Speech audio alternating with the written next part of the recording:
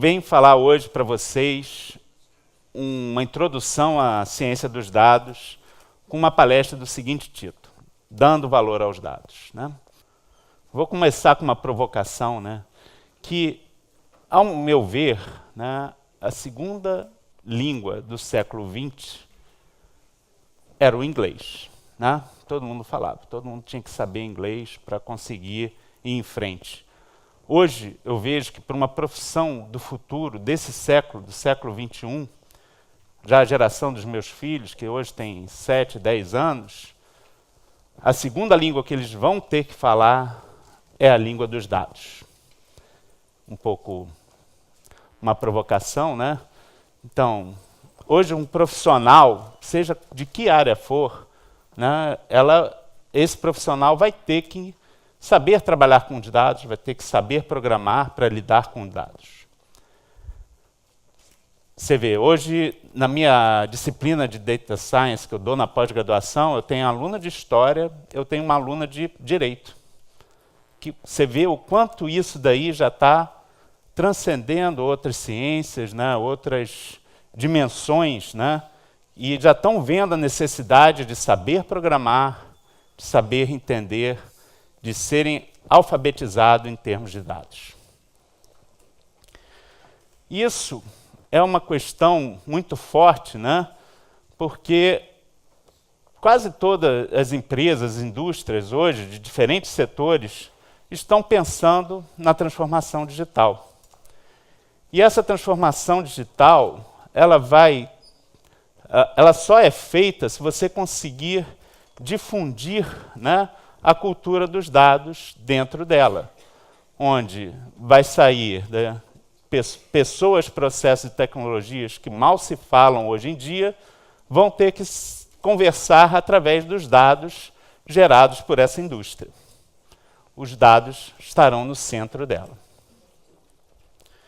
Então, para começar, né, a fazer essa difusão, né, dessa cultura, mais cientistas de dados serão necessários, né, porque vão ser eles os pilares que vão construir essa cultura dentro dessa empresa. E o que é a ciência de dados? Ao meu ver, né, a ciência de dados é uma área hoje que estuda como transformar dados em informação e, com todo o seu expertise, transformar a informação em conhecimento. Bom, dado isso, né, o que seria um bom cientista de dados, ou seja, um cientista de dados perfeito? Tem uma sátirazinha que eu encontrei uma vez, né, que diz o seguinte, que um cientista de dados perfeito teria que ter uma mente aberta, ser criativo, ter poder analítico, saber como fazer negócios e usar isso tudo para o bem. Né?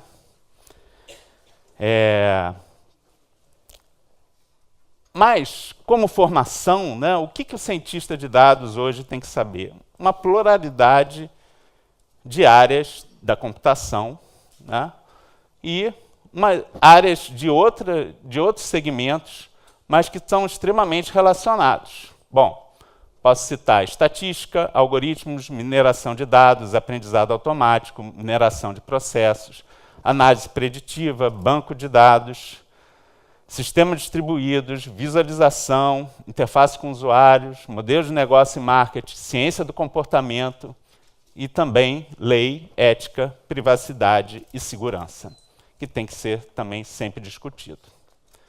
Para isso, até a gente, dentro do departamento de informática, aqui junto com o departamento de direito, nós criamos um núcleo para fazer essas discussões, né, de ética, privacidade,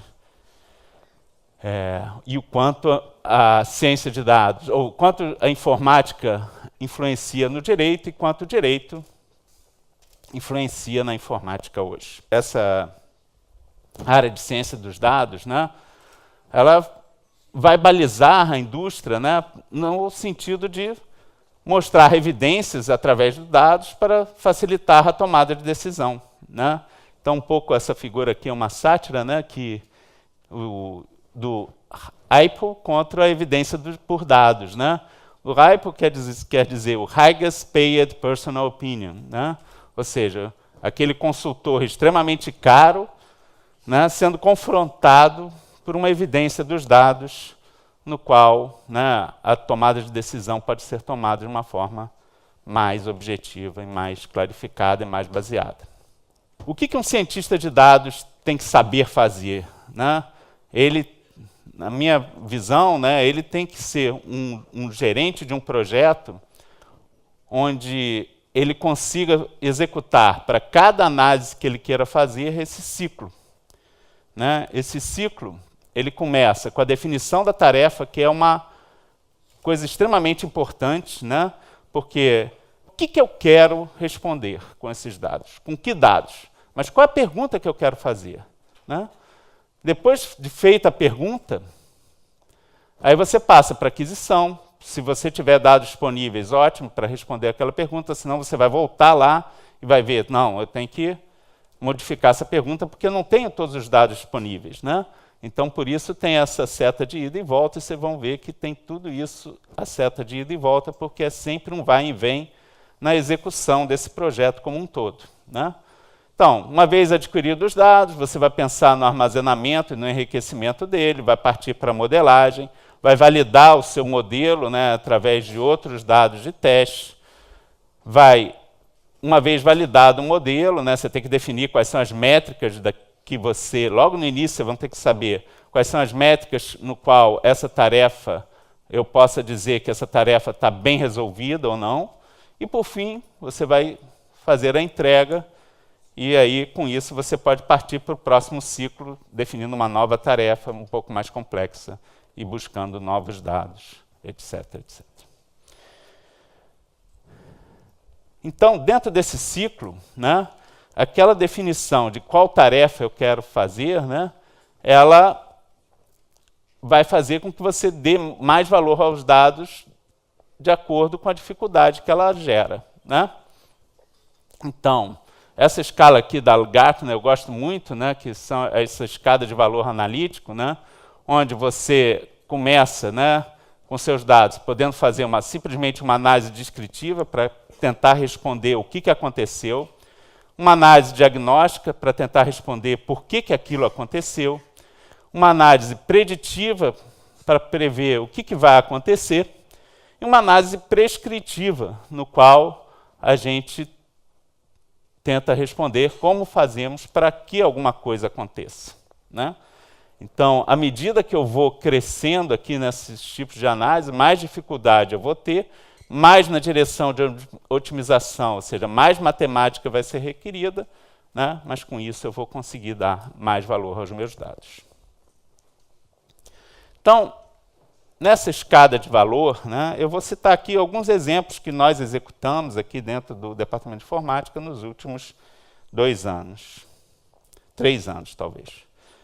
Primeiro, o exemplo de análise descritiva e diagnóstica. Por exemplo, um trabalho que o Jonatas, que está ali, fez de quanto custa o voto, né, das eleições, quanto custou cada voto, né, custou no sentido com os dados públicos, né, do TSE, o quanto foi declarado dentro do TSE como gastos de campanha, dividido pelo número de eleitores, né?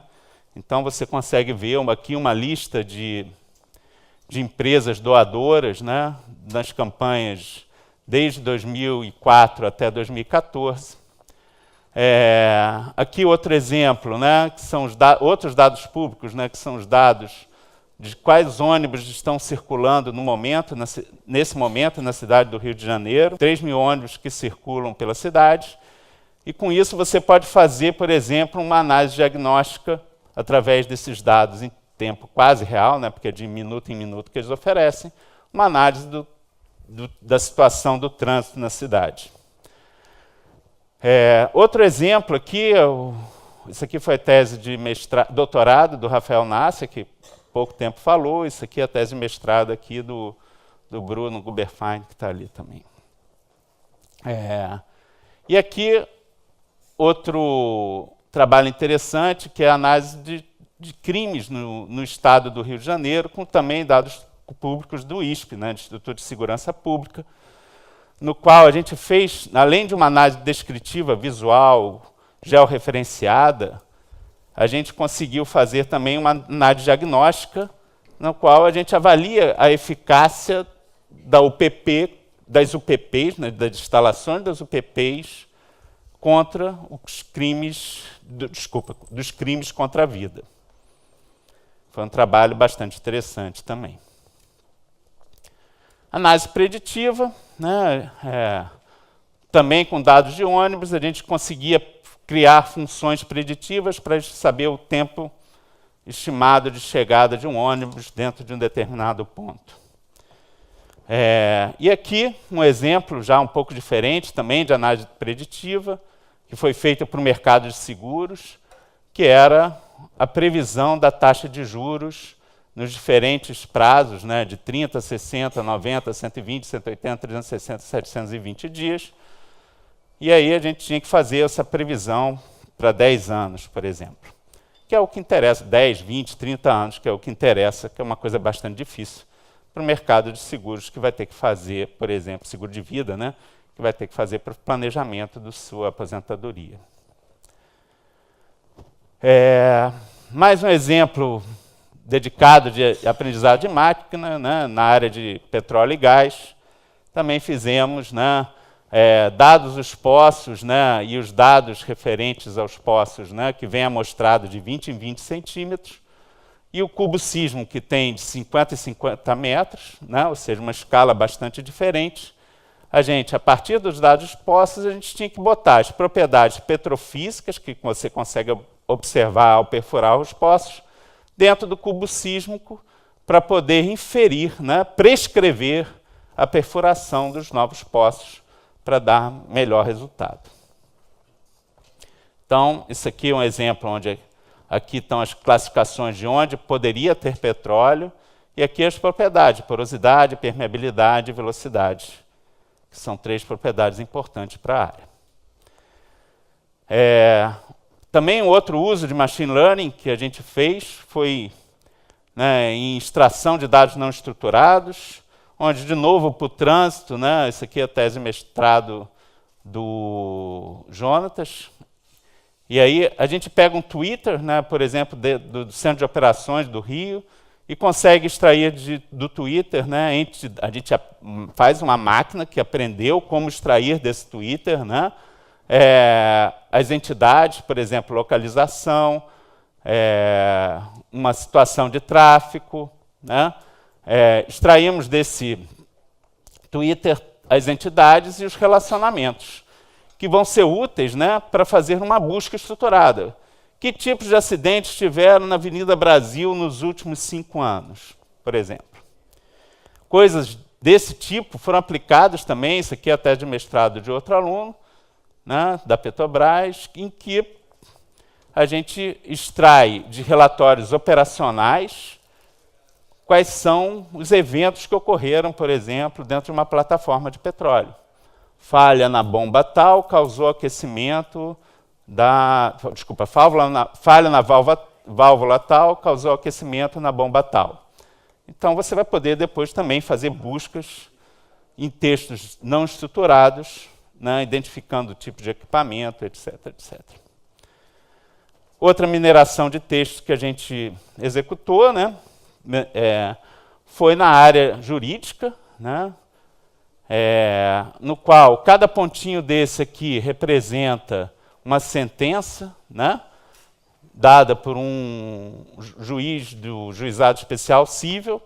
Aí você vê, na interpretação do próprio texto, se a apelação foi uma decisão, a decisão não trata do mérito, ou negou provimento, ou deu provimento parcial.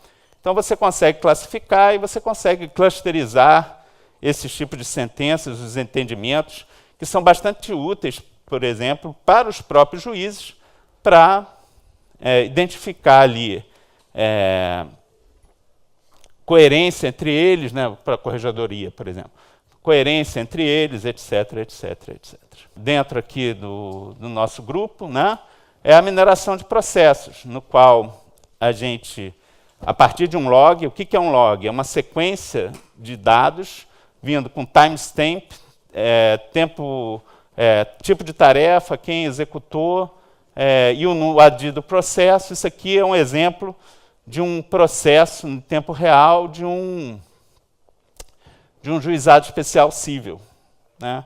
Mostrando que existe em alguns lugares um certo gargalo em certas atividades.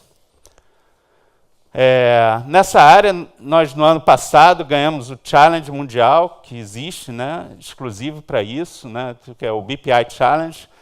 Nesse ano, de 2017, foi um processo de um empréstimo online de um banco holandês, no qual a gente proveu melhorias, né, prescreveu melhorias para a execução desse processo lá como um todo, através desse trabalho, né? Stairway to Value, se lembra da escadinha de valor lá, né? Mining a Low Application Process. Então, existe uma demanda muito grande, né, para a área de ciência dos dados. Por outro lado, existe uma oferta infinita de tecnologias, né, para serem desenvolvidas. Então, aqui fica minha palavra final, que é um convite, né, para vocês virem aprender a falar dados conosco. Obrigado.